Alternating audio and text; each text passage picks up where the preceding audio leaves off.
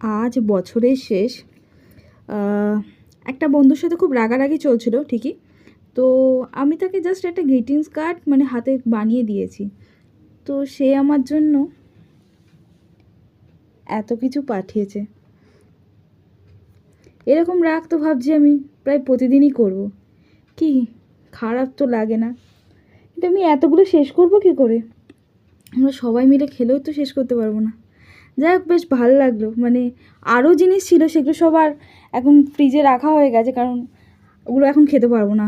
সবটা শেষ করা খুব, আমাকে বলছে এগুলো যদি শেষ করতে পারি তাহলে আমাকে বাফেটে নিয়ে যাবে খাওয়াতে।